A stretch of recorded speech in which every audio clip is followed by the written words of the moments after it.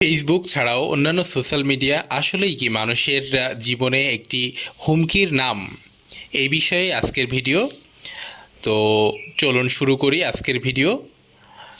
এবং ভিডিওটি যদি আপনাদের কাছে ইনফরমেটিভ লাগে তাহলে অবশ্যই চ্যানেলটি সাবস্ক্রাইব করবেন এবং লাইক কমেন্ট দিয়ে সাথেই থাকবেন।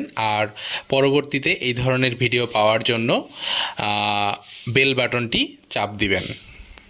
ফেসবুক বর্তমানে যে পরিমাণ ব্যাপকভাবে বিস্তৃতি লাভ করেছে তাতে কি আসলেই মানুষ ক্ষতিগ্রস্ত হচ্ছে নাকি ক্ষতিগ্রস্ত হচ্ছে না, এই বিষয়ে অক্সফোর্ড বিশ্ববিদ্যালয় একটি গবেষণা প্রকাশ করেছে। সেই গবেষণায় বলা হয়েছে, বিশ্বজুড়ে ছড়িয়ে পড়া ফেসবুকের কারণে মানসিক স্বাস্থ্যের ক্ষতি হচ্ছে। এই ধারণার পক্ষে কোনো তথ্য প্রমাণ পাওয়া যায়নি। বিশ্বের ৭২টি দেশের প্রায় ১০ লাখ ফেসবুক ব্যবহারকারীর ওপর ২০০৮ সাল থেকে ২০১৯ সাল পর্যন্ত একটি জরিপ চালিয়েছে অক্সফোর্ড ইন্টারনেট ইনস্টিটিউট।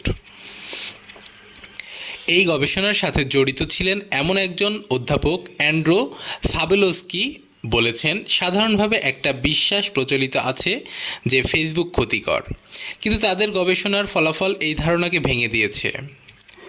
এছাড়া তিনি বলেছেন, কোথাও কোথাও ফেসবুক হয়তো মানুষের মনের ওপর ইতিবাচক প্রভাব ফেলেছে। ঠিক কী কারণে ফেসবুক থেকে উপকার পাওয়া যাচ্ছে, গবেষণার সবিষয়ে কিছু ব্যাখ্যা করা হয়নি। তবে দেখা গেছে এই সামাজিক মাধ্যমটির কারণে পুরুষ ও অল্পবয়সী ছেলেমেয়েরা একটু বেশি আনন্দ পেয়ে থাকে।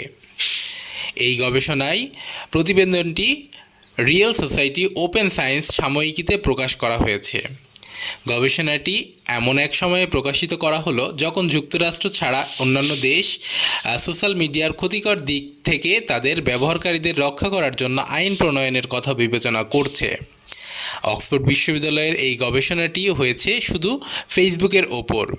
এটি মেটার অন্য প্ল্যাটফর্ম যেমন ইনস্টাগ্রামের ওপর নজর দেওয়া হয়নি। এছাড়া অ্যান্ড্রো সাবেলস্কি আরও জানিয়েছেন, তাদের গবেষণায় যে প্রশ্নটির উত্তর খোঁজার চেষ্টা করা হচ্ছে, যেহেতু দেশে দেশে ফেসবুক ব্যাপকভাবে ছড়িয়ে পড়েছে, তার ফলে সেসব দেশের জনগণের ভালো থাকার ওপর এর কোনো প্রভাব পড়েছে কি না। এছাড়া সাধারণত মনে করা হয় যে মানসিকভাবে ভালো থাকার জন্য এটি খারাপ, কিন্তু আমরা যখন সব তথ্য একসাথে করলাম, সেসব তথ্য বিশ্লেষণ করা হলো, দেখা গেল বিষয়টি আসলে ঠিক এরকম নয়। এর আগেও তিনি কিশোরদের প্রযুক্তি ব্যবহার ও তাদের মানসিক স্বাস্থ্য সমস্যার ওপর গবেষণা চালিয়ে এই দুটির মধ্যে খুব সামান্য সংযোগ খুঁজে পেয়েছেন।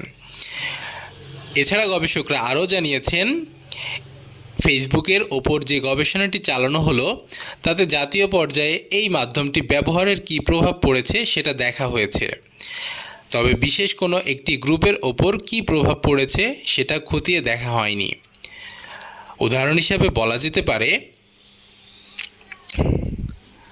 কারো কারো ওপর ইতিবাচক প্রভাব রাখলেও ফেসবুক হয়তো ছোট্ট কোনো গ্রুপের ওপর নেতিবাচক প্রভাব ফেলেছে, যার ওপর একটি গবেষণায় আলোকপাত করা হয়নি।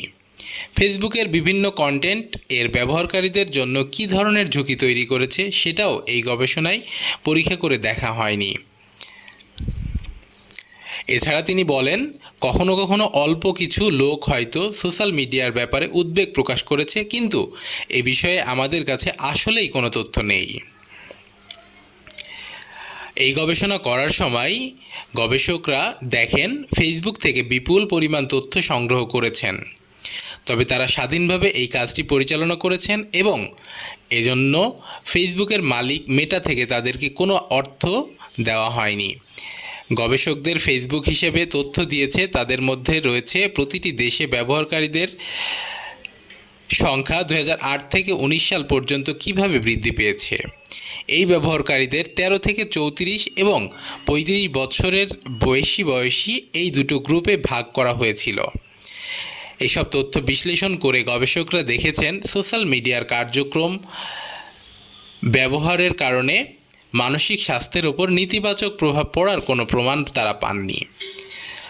বাথ বা স্পা ইউনিভার্সিটি বিজ্ঞান ও যোগাযোগ বিভাগের অধ্যাপক পিটার অ্যাচেলস এই গবেষণাকে আকর্ষণীয় বলে উল্লেখ করেছেন। এছাড়া তিনি আরও বলেন, গবেষকরা যেমন পরিষ্কার করে দিয়েছেন